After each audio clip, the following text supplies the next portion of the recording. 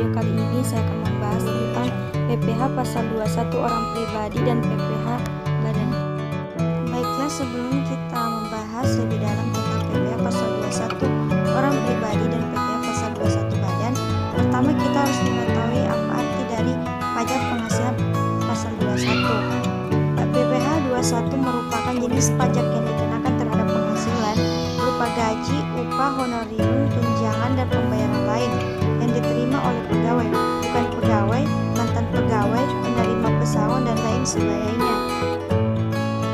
Nah, sekarang kita masuk ke contoh perhitungan PPh pasal 21 orang pribadi. Sita Rianti adalah karyawan pada perusahaan PT Onyx Komunikan dengan status menikah dan mempunyai 3 anak. Suami Sita merupakan pegawai negeri sipil di Kementerian Komunikasi dan Informatika. Sita menerima gaji 6 juta per bulan. PT Onyx Komunika mengikuti program pensiun dan BPJS Kesehatan. Selain itu, perusahaan membayarkan iuran pensiun dari BPJS Ketenagakerjaan sebesar 1% dari perhitungan gaji, yakni senilai Rp60.000 per bulan. Samping itu, perusahaan membayarkan iuran jaminan hari tua atau JHT karyawannya setiap bulan sebesar 3,70% dari gaji.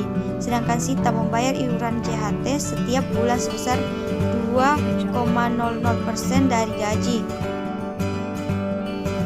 Dan premi jaminan kecelakaan kerja atau JKK dan jaminan kematian atau JK dibayar oleh pemberi kerja dengan jumlah masing-masing sebesar 0,24% dan 0,3% dari gaji. Pada bulan Juli 2016, di samping menerima pembayaran gaji, Sita juga menerima uang lembur atau overtime senilai 2 juta. Maka hasil perhitungannya adalah sebagai berikut. Nah, untuk menghitung besarnya PPh pasal 21 Sita, yaitu gaji pokok sebesar 6 juta, tunjangan lainnya sebesar 2 juta, JKK 0,2% sama 24% sama dengan 14.400 didapat dari 0,24% dikali 6 juta sama dengan 14.400. JK 0,3% sama dengan 18.000 didapat dari 0,3% dikali 6 juta sama dengan 18.000. Total penghasilan bruto yaitu 8.032.400. Adapun pengurangan penghasilan bruto yaitu biaya jabatan 5% dikali 8.032.400 sama dengan 401.620. Iuran jaminan hari tua atau JHT sebesar 120.000 didapat dari 2% dikali 6 juta atau dikali dengan gaji pokok. Jaminan pensiun atau JP 60.000 didapat dari 1% dikali 6 juta. Jumlah pengurang yaitu 581.620. Penghasilan neto bersih sebulan yaitu 8.032.400 dikurang 581.620 sama dengan 7.450.780 rupiah. Penghasilan neto setahun sebesar 89.409.360 rupiah didapat dari 12 dikali 7.450.780 rupiah. PTKP wajib pajak sebesar 54 juta. Terus total PTKP-nya sama dengan 54 juta. Penghasilan kena pajak setahun sama dengan 35.409.360 didapat dari 89.409.360 dikurang 54 juta. Untuk total perhitungan PPh pasal 21 terutang setahun dilakukan pembulatan ke bawah, jadi yang mulanya 35.409.360 dibulatkan ke bawah menjadi 35.409.000. Untuk PPh terutang 5% dikali 35.409.000 sama dengan 1.770.450. Jadi, PPh pasal 21 bulan Juli yang harus dibayar oleh Sita sebesar Rp147.538 didapat dari 1.770.450 dibagi 12. Sekarang kita masuk pada PPh untuk badan.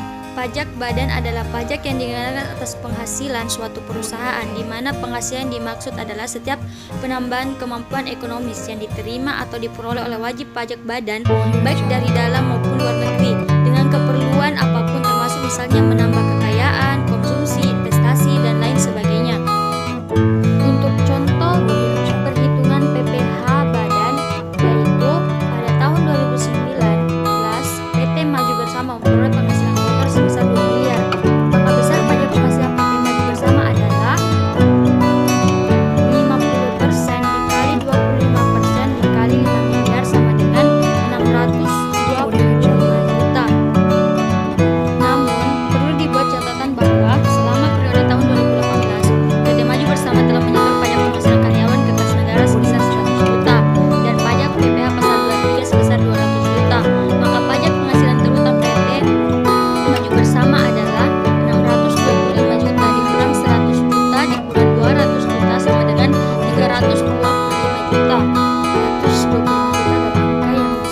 dicicil oleh PT Maju Bersama ke kas negara atas penghasilan badan usaha di tahun 2018.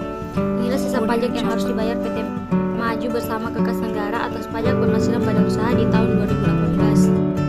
Inilah sisa pajak yang dibayar PT Maju Bersama ke kas negara atas pajak penghasilan badan usaha di tahun 2018.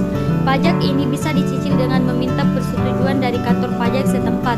Dalam bentuk tabel, berikut ini adalah ringkasan dari perhitungan pajak penghasilan PT Maju Bersama. 1. Penghasilan kotor 2 miliar. 2. Kredit pajak PPh 21 100 juta. Kredit pajak PPh 23 200 juta. 4. Pajak penghasilan badan 50% dikali 25% dikali 2 miliar sama dengan 625 juta. Pajak penghasilan terhutang sebesar 325 juta. Selain kita membahas tentang PPh pasal 21 orang pribadi dan PPh badan, sekarang kita membahas tentang peraturan terkait dengan PPh pasal 21. Sesuai dengan Peraturan Menteri Keuangan Republik Indonesia Nomor 23/PMK/03/2020 tentang insentif pajak untuk wajib pajak terdampak wabah virus corona. Insentif PPh pasal 21 pasal 2 ayat 1 penghasilan diterima pegawai yang bekerja sebagai berikut. A. Menerima atau memperoleh penghasilan dari pekerja yang 1. Memiliki kode klasifikasi lapangan usaha sebagaimana tercantum dalam lampiran huruf A yang merupakan bagian tidak terpisahkan dari peraturan dan atau 2. Telah ditetapkan sebagai perusahaan KITE dan memiliki NPWP, dan C. Pada masa pajak yang bersangkutan menerima atau memperoleh penghasilan brut yang bersifat tetap dan teratur yang disetorkan tidak lebih dari 200 juta. Wajib dipotong PPh pasal 21 setiap bulan oleh pemberi kerja dengan menerapkan tarif pasal 17 ayat 1 huruf A Undang-Undang PPh. 2. Pajak penghasilan dipotong PPh pasal 21 sebagaimana dimaksud pada ayat 1 ditanggung pemerintah. 3. Klasifikasi lapangan usaha sebagaimana dimaksud pada ayat 1 huruf A angka 1 adalah sesuai klasifikasi lapangan usaha yang tercantum dan telah dilaporkan pemberi kerja dalam surat pemberitahuan tahunan PPh tahun pajak 2018. PPh pasal 21 ditanggung pemerintah sebagaimana dimaksud pada ayat 2 harus dibayarkan secara tunai oleh pemberi kerja pada saat pembayaran penghasilan kepada pegawai, termasuk dalam hal pemberi kerja memberi tunjangan PPh pasal 21 atau menanggung PPh pasal 21 kepada pegawai. 5. PPh pasal 21 ditanggung pemerintah yang diterima oleh pegawai sebagaimana yang dimaksud pada ayat 2 dari pemberi kerja tidak diperhitungkan sebagai penghasilan yang dikenakan pajak. PPh pasal 21 ditanggung pemerintah sebagaimana dimaksud pada ayat 2 diberikan sejak masa pajak April 2020 sampai dengan masa pajak September 2020. 7. Contoh perhitungan PPh pasal 21 ditanggung pemerintah sebagaimana tercantum dalam lampiran huruf B yang merupakan bagian tidak terpisah dari peraturan menteri ini. Pasal 3 ayat 1 penempatan insentif PPh pasal 21 ditanggung pemerintah sebagaimana dimaksud dalam pasal 2 ayat 2 dilakukan dengan menyampaikan pemberitahuan secara tertulis oleh pemberi kerja kepada kepala KPP tempat pemberi kerja terdaftar secara langsung menggunakan format sesuai contoh sebagai mana tercantum dalam laporan huruf C yang merupakan bagian yang tidak terpisahkan dari peraturan menteri ini. 2. Insentif PPh pasal 21 ditanggung pemerintah sebagaimana dimaksud dalam pasal 2 ayat 2 berlaku sejak masa pajak pemberitahuan sebagaimana dimaksud pada ayat 1 disampaikan sampai dengan masa pajak September 2020. 3. Surat pemberitahuan sebagaimana dimaksud pada ayat 1 yang disampaikan oleh pemberi kerja sebagaimana dimaksud dalam pasal 2 ayat 1 huruf A angka 2 harus dilampiri dengan keputusan Menteri Keuangan mengenai penetapan sebagai perusahaan yang mendapat fasilitas KITE. 4. Dalam hal pemberi kerja yang telah menyampaikan pemberitahuan sebagaimana dimaksud pada ayat 1 tidak memenuhi kriteria sebagaimana dimaksud dalam pasal 2 ayat 1 huruf A, kepala KPP dalam jangka waktu 5 hari kerja sejak menerima pemberitahuan menerbitkan